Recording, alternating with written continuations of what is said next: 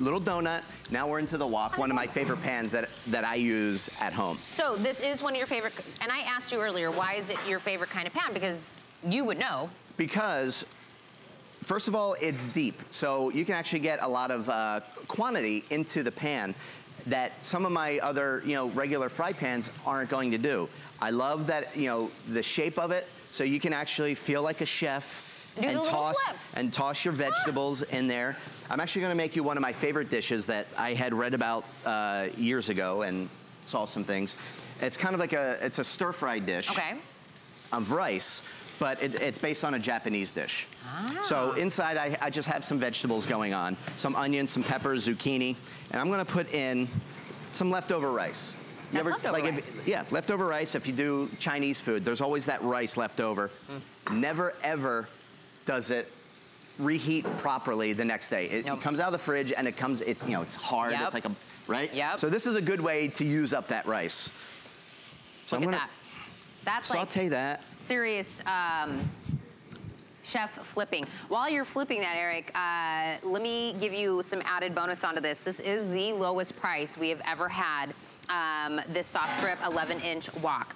We have taken more than 60% off today. It is under $30 for this wok. We have it in the copper bronze and in the race car red, which is the one you're looking at right now. The bronze, though, is the more limited between the two colors for this particular one. I'm eating chocolate off my fingers from the donut. That's all right. This is already coming together. I'll give you a wet rag and you can clean yourself off properly. Oh, you're just gonna, okay. Yeah, you just lick the, just lick it that off. right off. Don't worry about that.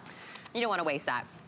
But when we're talking about this wok and the capacity of this, because you were talking about pasta and, this is kind of that, don't just think wok, only stir fry. Yeah, because the wok, because it's deep, it's going to give you that extra space to get a utensil in there and stir things around. So if you have like penne pasta or spaghetti in there, with a regular chicken fryer, which is only about 3 or 4 inches deep, pasta starts flying out all over the place. Now let me finish this dish for you real quick. Oh my goodness. So here's the trick to making this stir-fried rice, in my opinion, phenomenal. And you can kind of do your own little thing with this. I'm gonna take it off the heat completely. Take an egg, crack an egg into your rice and just vigorously stir it up. And what this does is that residual heat is going to cook the egg, but it's not gonna scramble the egg to the point where you're getting little chunks of egg. That's why you take it off the heat. That's why you take it off the heat. And it's actually gonna make the rice creamy. It's gonna give it this creamy consistency. When I had this dish for the first time, it was love at first bite. It really was. Because at home, I added a little lime juice, a little soy sauce, and that is it. I'm gonna go ahead and put it on this I've always made that platter. mistake. I have always left it on the burner, and I always get scrambled eggs in my fried rice. And my morning is already made because I have this great trick to now take away in my new wok. And there are styles of fried rice where you actually do cook the egg first, and you want those little chunks. So I'm going to remove that. I'm going to give you, actually I'm just going to give you the whole thing. In case you want a vegetable, I don't know if you want a whole vegetable or not. And I'm going to go ahead and wipe out this pan. Serving. Just you're just going to wipe it out? I'm just going to wipe it out and continue to cook. Is that because it's the midnight still? It's still the midnight steel. It's all the same stuff. And it's gonna come up clean, and I am ready to go. There's not gonna be any flavor transfers, so if you're doing fish in here one moment, you're not gonna get, and then cook a steak, you're not gonna get a fishy tasting steak. You won't have a fishy. No, not at all. Look at that. And then things like sloppy joes, which I love every now and then. Can I love a good sloppy joes. I've gone through a weird sloppy joe craving phase of my life, and I have no idea why. It's like my inner child was all of a sudden you just crave it. So you buy that can and you cook up the meat. Maybe. I don't want to say that next to the chef, but I bought the pan. Please, I buy the can too. I mean, I'm not going as far to make homemade sloppy joe all the time. You have a 7-year-old who needs sloppy joes now. Right, exactly. Oh my God. Sloppy joes, but look at the quantity. We only have this about half full. And again, it's that midnight steel nonstick. It's PFOA free, PTFE free, and you have the helper handle here and the soft grip. So you can actually go ahead and take this to the table, put it on a trivet, and then people can help themselves whenever they want. Because they're so pretty. They're gorgeous. This is the kinds of a wok that you would present out on the table. You have some stuff that's inside your cabinets that you're like, I wouldn't let anybody see. thing. This is not pretty. It's not a pretty color. It has seen better days. It's probably time to let them go on their way and get this wok to replace so much. Because we've already made stir fry. By the way, I cannot believe that was leftover rice. Now, give me your honest opinion. What do you think about that egg in there? I could tell the difference in the creaminess. When you were talking about the egg kind of made it more creamy, that's what I'm saying. I cannot believe that was leftover rice. Right, and that's what they do in Japan. That's how I heard about the dish. In the morning, they'll use their leftover rice from the night before, heat it in the microwave, crack an egg, and then they'll just put in like a dash of soy, maybe some sesame seeds and things like that. You're welcome. Use that at home. Yeah, that's my little tip for you today. That's your tip. Look at these sloppy joes. But just like that. Look how much came out of there. So we made 2, 4, 6, 8 sandwiches. So again, Chef, that was one of the reasons this was your favorite pan, because of how much you can put in it. Yes. Now, if you have this pan and you purchase the induction burner, you could actually simmer and braise on this. You could take a piece of meat of, chuck roast or a semi-boneless pork shoulder, sear it in the pan, and then you could go ahead and cover it, because there is a glass lid that comes with it. Yes. And then put it on your induction burner and actually slow cook it, which I think is great. Absolutely. So remember, for this wok today, and you were right, with the tempered glass lid that comes with it in either color, the bronze or in the red, we have it today available for 60% off. This whole hour, I can't believe how much that we have available. And I also want to remind you, these are clearance. So once these colors are gone, once whatever is gone, it's gone, it's gone. So make sure that you told me you were going to do this morning. He's going to pop popcorn. I do this at home because my boys love it. Because you can see what's going on because of that glass lid. So you just put what in there? Just a little bit of oil. Oil. And a 1/3 cup of popcorn kernels. Seeds. And now we're gonna make popcorn live. I literally do this at home probably 3 times a week. Yeah. We love popcorn at my house. What's not to love? And doing it here is so much better than the microwave stuff. But going back to the induction, I used to marry the induction with my wok because my old stovetop was so horrible. We have since replaced it a few weeks ago, but once I got the induction involved with my popcorn. Oh, it's already popping. It's already popping.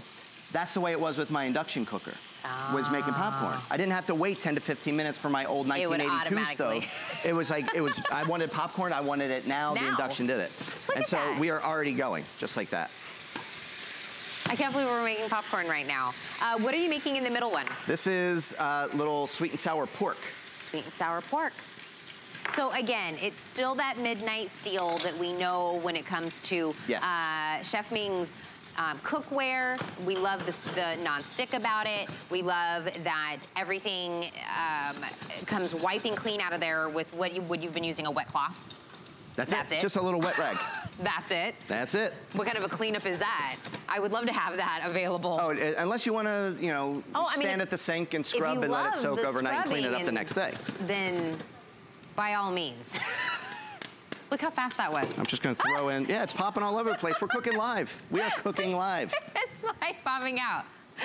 I love that we just made popcorn. I was able to see it all through the glass lid on there. And look how much was able to go in there. This wok really does. It really does everything. Hold a lot. So everything from searing, sauteing, you could do your stir fries, you could braise in this, you could deep fry in this. It is... You could do the fancy chef flippy thing. Yeah, you could do the fancy chef flippy thing. But in all honesty, if I had a, deserted island kind of thing, this would be a pan that I would use. That would be it. Because you can cook virtually anything in it. Pardon me.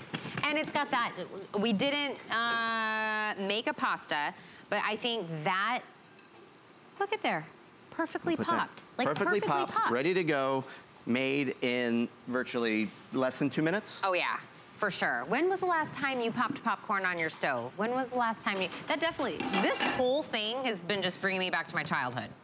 Right? Like the sloppy joes, like the like the back when things were just good and easy and, life was a different thing. That's what this whole wok thing is bringing me back to. Well, I love it, and that's the whole point, is that food is memory. We can all find a dish, no matter how fancy or how homey and grandmommy it is. There's always something that brings you back in your brain. There's smells, and I love that, and I love that I'm instilling that in my boys. Because you said, what, your 7-year-old is kind of like... We have a 7 and a 10-year-old. And the younger one is kind of the more adventurous eater. So he'll always sit up with me. My 10-year-old will want to come and, when I'm making popcorn, come and pour the kernels in, put the lid on. My 7-year-old wants to sit up on the counter watching the kernels pop. And I love creating those memories. Aww, I love that. Talking about memories, talking about comfort food, mac and cheese. Here's what I love about the mac and cheese. The cheese isn't like sticking to everything and burning everywhere. Well, it kind of is, but I'm burning it, I'm caramelizing it. I'm not burning it, I'm caramelizing it. So you see these little brown bits? I want those little brown bits, because that's sort of like what you get when you put it in the oven and you get it brown on top. Yep. We're getting it brown on the bottom. So we don't have to put this in the oven to get that caramelized. Correct. Well, you can do it straight from here. Yep, and if I let this go a little bit more, I could turn this out and get actually like more of the browning, which I love. And I'm gonna go ahead and pour this onto this platter just to show you the sheer quantity of what is going on. Look how much, okay, that's even too much for me. That's a lot. I see there's Tina size, and then I don't know what that is. I'd say that's gonna feed 6 to 8 people. Oh, that's helpings. Like a big Italian family. Right. Like everybody's coming for the mac and cheese there. Holy cow. And then I'm gonna go ahead and show you the cleanup, because the Midnight Steel, that new ceramic nonstick, is gonna clean right up. So I took a dry rag to get all that extra out. I'm gonna take a wet rag to clean the rest out, and that was mac and cheese cooked inside there. So on the inside and out, you completely just wipe it down. Dishwasher safe? Yes, it is, but you don't need to. You're gonna be able to take this right to the sink and rinse it out and wipe it, and that's it. The race car red that you were just seeing when Eric was tilting that over, that looks to be becoming very popular this morning. So if you're grabbing that, congratulations. That's a gorgeous color for the kitchen. The amount of mac and cheese that just came out of there, and the fact that if you think doing mac and cheese, you think the cheese is gonna stick to it. The cheese is, that's a big undertaking. If you do it in a stainless steel pan, like once you get it done, you're gonna be soaking it in the sink at least overnight, unless you have a real good family member that loves doing dishes. Like my stepmom somehow loves doing dishes. Really? Yeah, she'll, I'll do the dishes, just leave it, I'll get it. Oh my gosh. Yeah, love her.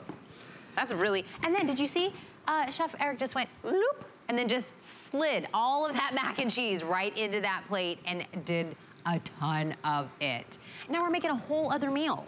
Making a whole other meal. Veggies. This was peppers, 3 different types of peppers, diced pineapple, and diced pork. And then a little jar of sweet and sour sauce. All you have to do is cook it through. We're gonna let that finish up, and by the time the presentation's done in about 6 minutes, we're gonna be serving this on top of rice. And right now, I am going to go ahead and reach around you and get some fajitas going. How about that? Because we can. You can do that in here. I wanted you to do the chef thing. Oh, you want me to say behind? Yeah, behind. I said, I want to feel like I'm in a real kitchen. Do the thing that the chefs do when they walk behind each other. Say, behind, so then you don't step backwards. You know what we say if there's a hot pan? Hot behind. We say hot behind. Hot behind. That means something completely different somewhere else. But in the kitchen, that makes sense. Yes, in the kitchen, it's okay. But that is what we say. I want to remind you, Eric basically said if he was on a deserted island, the cookware he would want with him would be this one. And today you have it for under $30. We've made so much of this. We popped popcorn, we made sloppy joes, we made a whole rice and veggies dish. We're still making this. What are we making here now? I'm gonna make fajitas. Oh, fajitas. So we went from Asian, and now we're all gonna go all the way to like a nice southwestern Mexican feel. And that's the versatility of the pan. Let me just grab the copper one here. Again, as with all of Ming's cookware, it can go on top of any stovetop. Induction, halogen, electric, whatever it is, ceramic, glass top, and you can put it anywhere. It's got the SoftGrip handles. It's the only place it can't go is? In the oven. In the oven. So it's the only place it can't go. It is not oven safe. Okay. And with this, you really don't need to. If you pick up his induction burner and this, you don't need an oven. Yeah. You're good. If you get it really down, you can practically, you know, induction and bake in it on the stovetop. If you cook it low enough, you really can. By the way, we had that a little bit ago. That's still available, the portable induction. But you have your helper handles here, so you know you could actually serve this on your table, let people help themselves. Or if you have his induction burner, you know, you just keep it on the lowest setting, which is 100, and the food will stay hot. You have the glass, tempered glass lid, which is great, and I love that it's the nice soft grip handles. Can I tell you? Riveted on. As fabulous as this is, the pan itself and everything that it does, if you go and read the reviews, Eric, because it's a customer pick, so many people just talk about the handle. Really? Because how comfortable it is? How comfortable it is, how they may have dexterity issues, and they're now able to kind of cook again and do things with it because it's easy and lightweight to use. So even the handle gets a shout out when we're talking about the customer reviews. I mean, that's good construction if people want to say, like, I love the handle. Right. That's how you know Chef Ming really thought about every part of it. Now, I have this pan right here I'm doing the fajitas in on high. Now, I just want to show you how close I'm able to get my thumb up onto the handle without burning myself. I can actually feel warmth, but I'm not being burnt right now. And that's because of the handle, the soft grip handle is keeping that nice and cool. There's the flippy. Little flippy flip. There's the chef flip. The one thing I love is when Chef Ming is here and he actually will tell people if you want to practice at home, go out in your backyard with some dried beans or rice, and you can practice doing that. Don't think you can just do the chef flippy thing. No. You want to try it? No? I'm going to ruin it. We're going to have veggies in the popcorn and in the mac. I'll just ruin everything. You don't want to try that. Okay. Just to show how easy it is. It's just a light flip. You don't have to go crazy. See? I don't want to do it. You did it. You see? She did it. Done and done. Way to go. Okay, I'm leaving. I'm done for the day. I'll pack this up for you and just tell me where you want it. I was so hesitant, but it was so easy. It's just got that nice little bowl-like. It's technique. Ready for it. That's all it is. I'm not doing fancy chef things here. I'm doing things that we all just can do at home. I'm adding it to my resume. There you go. I'm going to be food enthusiast. You just went up a couple notches. Fancy chef flipper. That just happened. We have, again, the two colors. What you're looking at right now is the race car red. These pans really are so good looking, Eric. They're just so good looking. So when you were talking about putting something in this and being able to bring it out when you have like a dinner party and people over and family over and kind of setting this out and letting people eat from it, it's so nice. That red, it's great. It's a great pop of color. You know, back when I started culinary school and graduated, cookware was just, it was black on the outside, or if it was all stainless. And it just wasn't attractive. And now people have caught on, the manufacturers have caught on, people love color in their kitchen. Why? Because that's where people wind up going all the time. No matter how many parties my wife Sharon and I try to put on and spread out the food, people always wind up sitting at the counter in the kitchen and they want to see what's going on. That is the heart of the home. It really is the heart of the home. It's the new meeting place. Oh yeah. It's the coffee house of our house.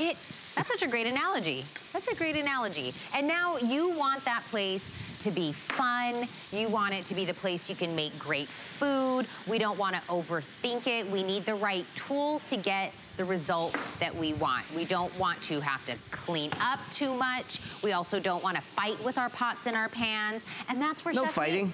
There's nothing. We don't want to fight with anything. We want to enjoy. We want to savor. We want to create those memories with our friends and family. Bring everybody around the dining room table again. This is the way to do it. This is the way to get back to that. So I was saying this earlier if you're just tuning in. Everything that we have this hour is going to be 50% or more off of all of the cookware that we have from Chef Ming. This being 60% off of this wok. Under $30 for this. I also mentioned we're adding or that most of these are going to be customer picks. I think everything we've had has been basically a customer pick. I believe it has. If you go to hsn.com and you look at, you just put in Simply Ming in there. Oh, 4.5 customer pick, not. I'd say that's pretty good. That's like a thing. This is the one that is kind of like the catch-all It's big enough to do pasta. It's big enough to do a stir fry. It's big enough to do everything. Scrambled eggs. Scrambled eggs with Do mushrooms. it in here. Ah. I love that, and he's putting cheese in there. So, Eric's been using a bunch of different things to kind of cook. If you noticed, he has, we've already used the tong and the skimmer set. Wait, what's the skimmer called again? The spider. Ooh, it's called a spider. So this is the pair of tongs that come with that, that skimmer that we use with the